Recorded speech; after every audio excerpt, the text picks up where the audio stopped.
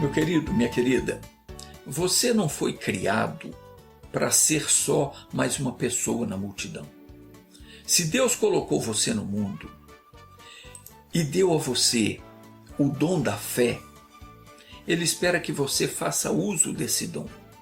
Quando Deus chama uma pessoa para fazer parte da família divina e essa pessoa aceita, a partir desse momento a pessoa já começa a se destacar entre as demais.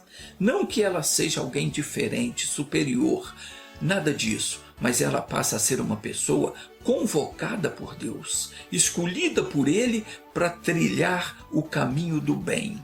Então, a pessoa tem que deixar esse negócio de religião, porque a religião ela não resolve o problema de ninguém, ela não cura ninguém, ela não traz paz para o coração de ninguém, ela só embroma as pessoas. Esse negócio da pessoa ficar rezando o terço, o Santo Rosário, sei lá mais o que, isso tudo é lavagem cerebral.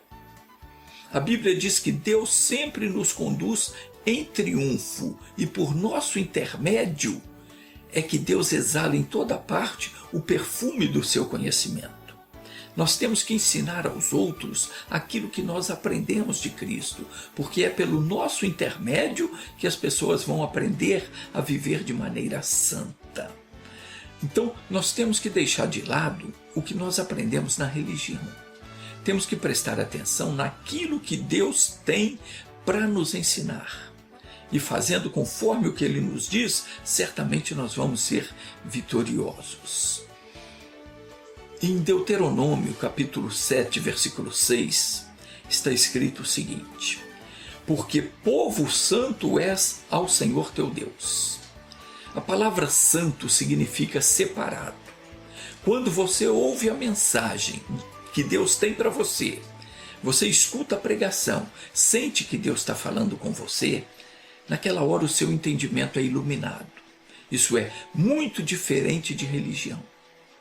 A religião ela robotiza, ela automatiza as pessoas. Todo mundo é levado a repetir sempre as mesmas rezas que nunca traz benefício algum. O Evangelho é diferente. É Deus falando contigo, no seu coração.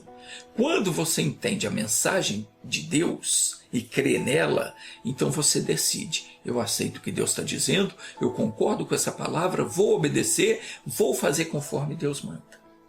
Nessa hora você é aceito na família divina. E isso tudo acontece no mundo espiritual. Os demônios eles veem isso e a notícia se espalha entre eles. O fulano, a fulana agora passou para o outro lado. E se você deixar o pecado e começar a se santificar, ou seja, se separar das práticas erradas, para viver da maneira que Deus quer que você viva, não no fanatismo religioso, mas em concordância com o que a Bíblia ensina, então o inferno fica desesperado.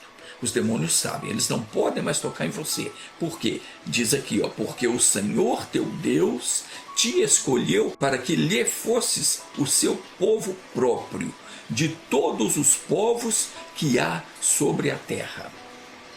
Foi Deus quem nos escolheu. Então não pense que você está aí ouvindo a pregação da palavra porque você quer, não. Foi Deus quem colocou você aí, porque Ele quer que você saiba estas coisas. Essa vontade não veio de você, mas sim de Deus, que guiou você até aqui. Jesus declarou: ninguém pode vir a mim se o Pai que me enviou não trouxer. Então entenda isso, você está ouvindo essa pregação, não é porque você quer, mas é porque Deus quer que você ouça. Ele colocou você aí.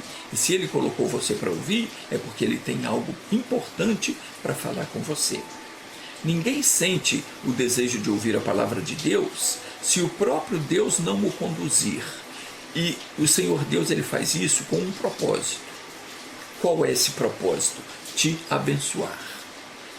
Em todos os sentidos. Mas existe um propósito ainda maior. Qual é? Dar a você a vida eterna. Quando Adão aceitou a tentação para desobedecer às ordens do Senhor, ele pecou. E aí a morte, quer dizer, a natureza de Satanás, entrou no mundo. O Senhor Deus havia lhe dito: de toda a árvore do jardim comerás livremente, mas da árvore da ciência do bem e do mal, dela não comerás, porque no dia em que dela comeres, certamente morrerás. Será que Adão não entendeu isso? Talvez ele tenha pensado que Deus estava falando da morte física. E aí ele viu que a Eva comeu e não morreu, não caiu dura. Ele pensou, se ela comeu, eu também posso comer. Tem muita gente se destruindo porque vê o fulano fazer uma falcatrua qualquer, ou se entregando ao pecado, e ele pensa, bom, nada aconteceu com ele, eu também posso fazer que nada vai acontecer. Profundo engano. Vai para o beleléu. E aí o Adão comeu e morreu. Não fisicamente naquele momento, mas espiritualmente. Porque ao enganar o Adão, o diabo tomou dele a autoridade que ele recebera para agir no mundo espiritual. Porque Deus lhe havia dado autoridade para dominar sobre os espíritos maus, quando disse, lá em Gênesis, no capítulo 1, versículo 16, domine sobre os peixes do mar e sobre as aves do céu. Eu já expliquei em outra ocasião que o mar, no sentido bíblico, representa o mundo espiritual. E a palavra céu, ela também representa o mundo espiritual, mas aqui tem uma diferença. O mar é onde tem água. A água representa a palavra de Deus, ou seja, a região onde os anjos de Deus atuam. E já o céu representa o espaço aéreo em torno da terra, região onde os demônios vivem. Nessa passagem, os peixes do mar representam os espíritos celestes e as aves do céu representam os demônios. E Jesus falou sobre isso na parábola do semeador, quando ele disse que se a pessoa, ouvindo a pregação da palavra, não der atenção, não entender, vêm as aves do céu e comem a palavra que foi semeada no coração dela. Então, o que aconteceu? Tendo Satanás tomado de Adão a autoridade que Deus lhe havia dado, ele se viu à vontade para abrir a porta para o espírito da morte. E a morte entrou nesse mundo. Tudo isso está escrito na Bíblia. Não sou eu que estou inventando, não. Romanos capítulo 5, versículo 12, está escrito, pelo que, como por um homem, Adão, entrou o pecado no mundo, e pelo pecado a morte, assim também a morte passou a todos os homens, por isso que todos pecaram. Então, a partir do pecado de Adão, toda a humanidade morreu espiritualmente, perdeu a comunhão com Deus, ficou afastada de Deus e ficou sujeita à natureza do diabo. Por isso não tem um ser humano sequer que não cometa pecado. Diz aqui, por isso que todos pecaram. O erro de Adão, além de fazer com que a humanidade ficasse separada de Deus, resultou também na morte física, como uma maldição da lei. Ninguém jamais morreria se Adão não houvesse desobedecido ao Senhor. Foi por causa da sua desobediência que ele ouviu a maldição da boca do Senhor, que lhe disse, porquanto és pó, ao pó te tornarás. Uma vez proferida a palavra de Deus, ela não volta atrás. Mas pelo muito amor com que nos amou, Deus enviou seu Filho ao mundo com o propósito de nos livrar dessa maldição. Na verdade, vamos voltar ao pó, mas a nossa alma não haverá de morrer, o nosso espírito não morrerá. Essa é a verdade do Evangelho.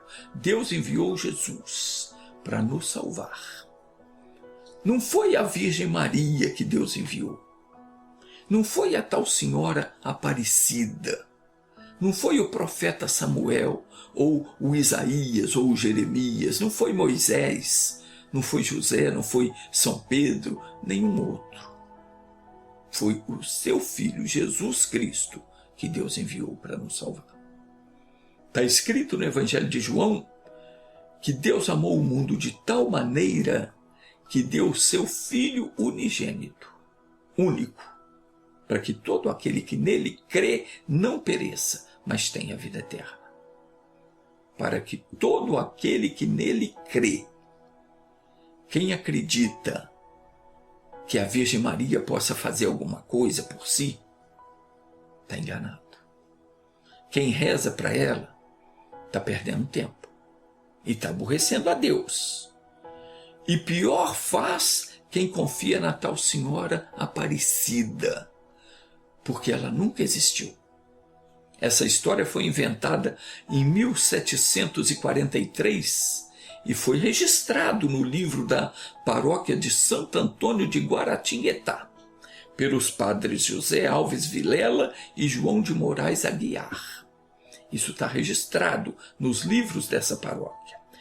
Eles atestam falsamente sobre o aparecimento de uma santa que foi encontrada pelos pescadores.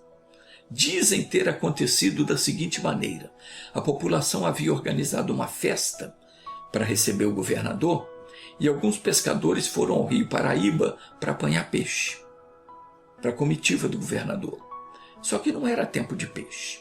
Então os senhores Domingos Garcia, Felipe Pedroso e João Alves contam que eles fizeram uma oração pedindo a ajuda dos céus, porque não era época de peixe.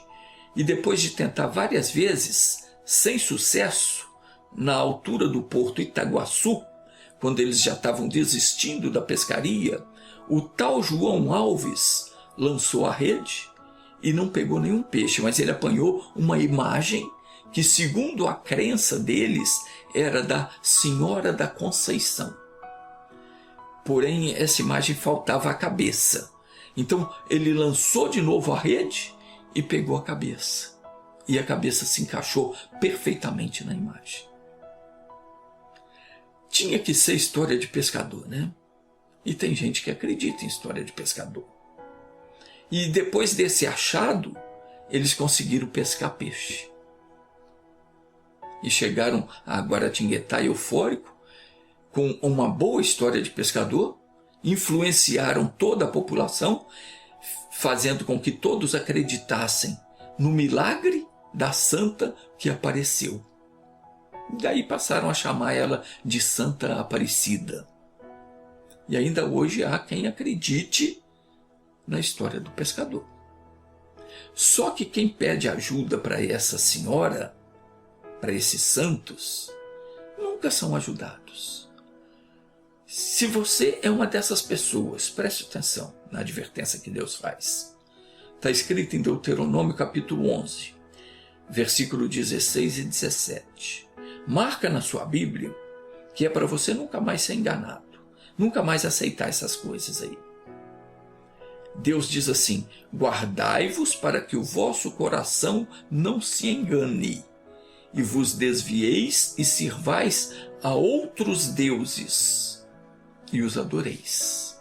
E a ira do Senhor se acenda contra vós, e feche ele o céu, e não caia chuva, e a terra não dê seu fruto, e cedo perecerás da boa terra que o Senhor vos dá. O que Deus está dizendo aqui? Está dizendo que se você não abrir o teu olho e continuar adorando falsos deuses, numa determinada hora ele vai fechar o céu sobre você. Não vai cair chuva, ou seja, você não vai mais receber bênção. A terra não vai lhe dar o fruto. Você vai trabalhar, vai dar murro em ponta de faca e não vai conseguir realizar os seus sonhos. E mais, cedo perecereis da boa terra que o Senhor vos dá. A pessoa não vai cumprir os seus dias. Pessoas que se prostituem na fé, admitindo a existência de santo, de senhora, cultuando, idolatrando estátua, imagem de escultura, essas pessoas, além de não conseguir sucesso nas suas orações, elas estão correndo um sério risco, porque se partirem dessa vida sem se arrependerem desse pecado de idolatria, estarão perdidos por toda a eternidade. Você que está ouvindo essa mensagem, saiba que é porque Deus te escolheu para falar isso com você, porque Ele não quer que você pereça. Pelo contrário, ele quer que você entenda a mensagem dele e se converta e se livre desses objetos. Ninguém vem para a palavra, ninguém vem a Jesus se Deus o Pai não o trouxer. Se você veio, é porque Deus te escolheu.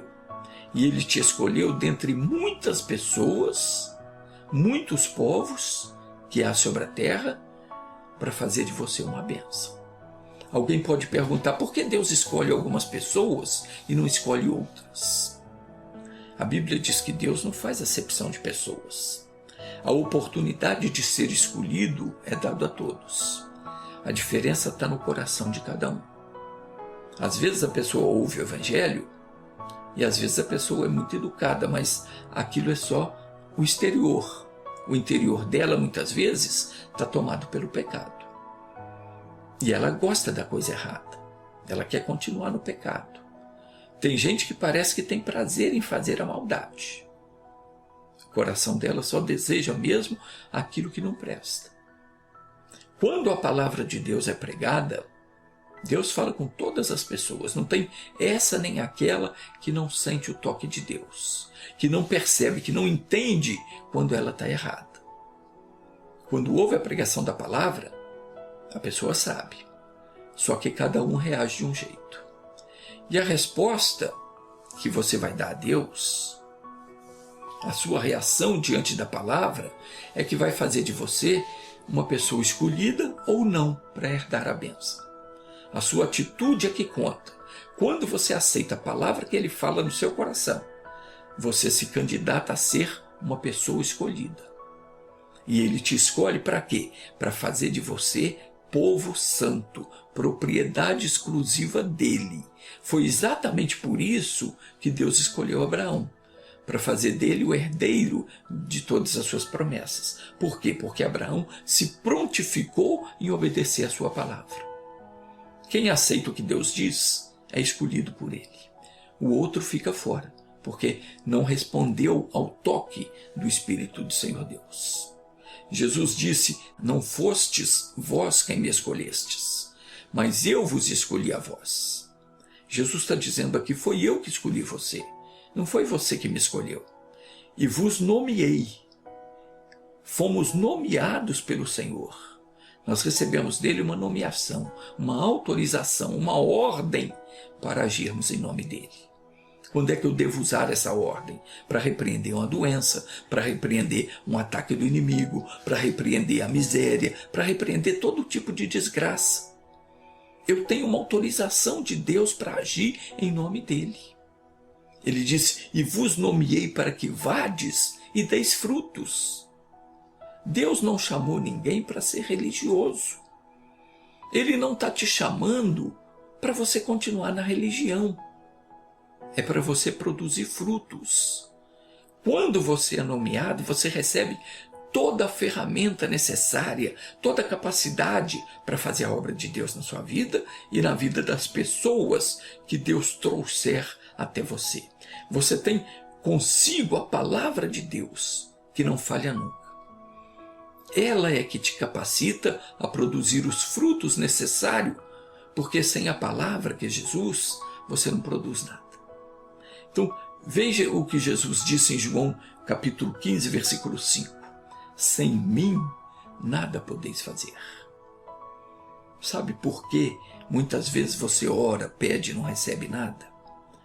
Porque você está sem Jesus. Mas como é que eu estou sem Jesus? Você está sem a palavra. Orar sem a palavra é orar sem Jesus, não resolve.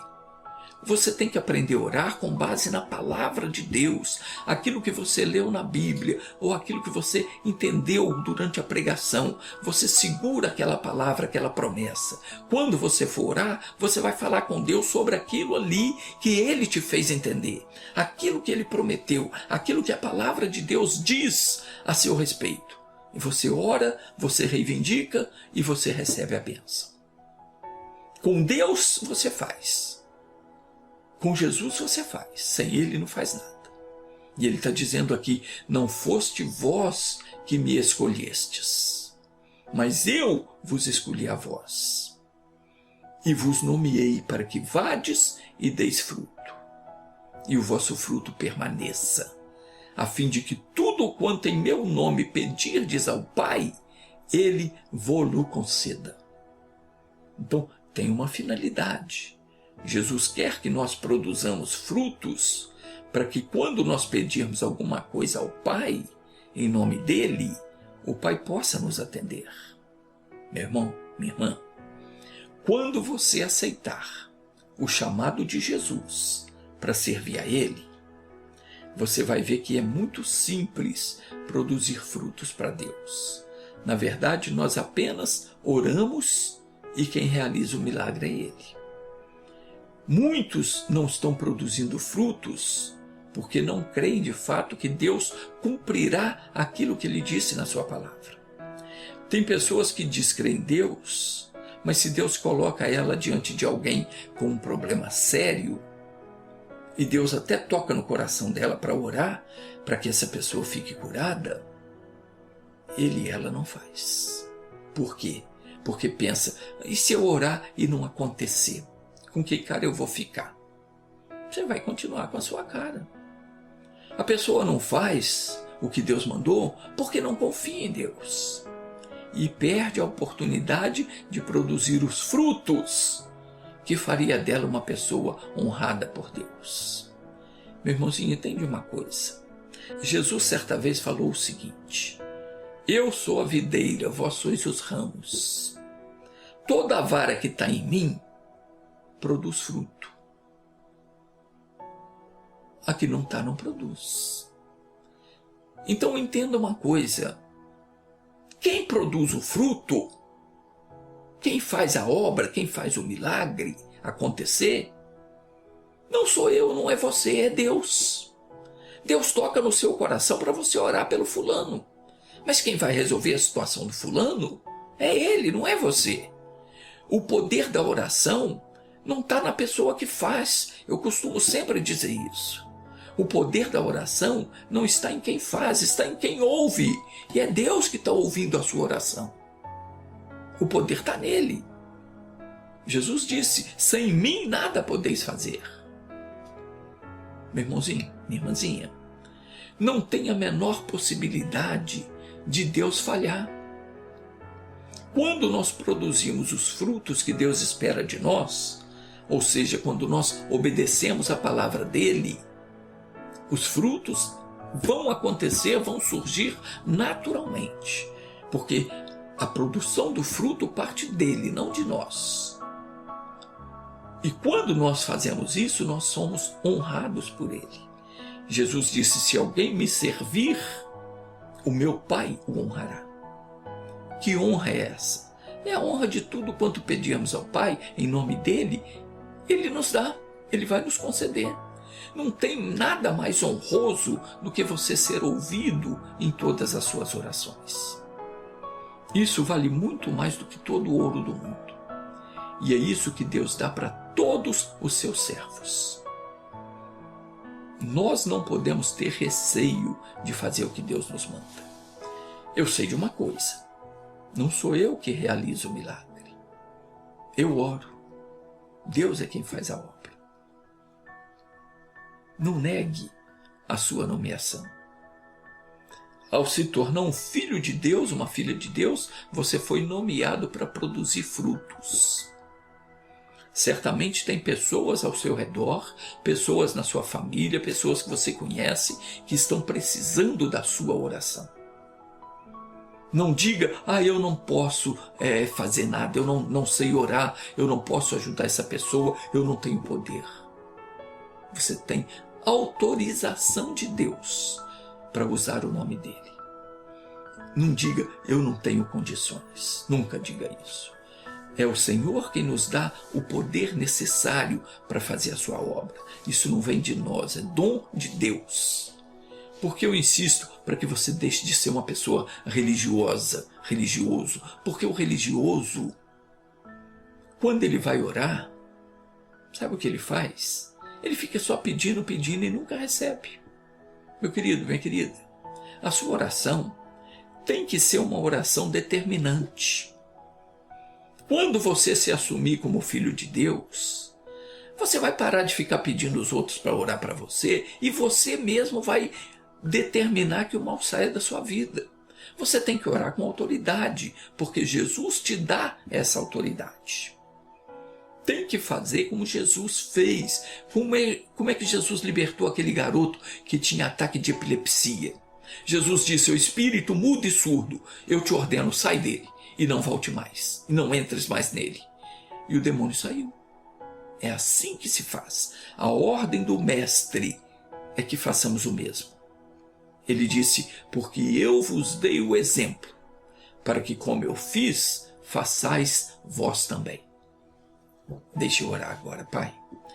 Muito obrigado. Eu venho em nome de Jesus abençoar esse povo que me assiste, em qualquer lugar do mundo. Essa pessoa que pediu a minha oração. Essa pessoa que deixou o seu nome no YouTube, no Facebook. E Pai, eu quero que o Senhor visite agora essa pessoa e liberte essa pessoa que está aprisionada pelo espírito do engano, da mentira, da religiosidade. Oh Deus, essa pessoa pensa que ela está te agradando, mas ela está vivendo no pecado. E o Senhor não tem prazer no pecado. E nem quer de modo algum que essa pessoa continue sofrendo. Então, Pai, muda o coração dessa pessoa para ela ouvir e atender a Tua voz. Tira dos Teus filhos o espírito de covardia e timidez, porque os tímidos e covardes não herdarão o Teu reino.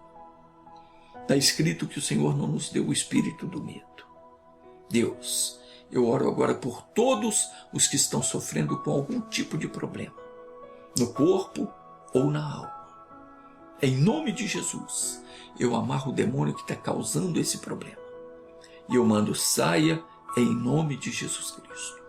Sai dele, sai dela, você que está amarrado agora, o seu mal está desfeito e eu dou a bênção para essa pessoa. Meu irmãozinho, minha irmãzinha, seja abençoado em nome de Jesus. Amém.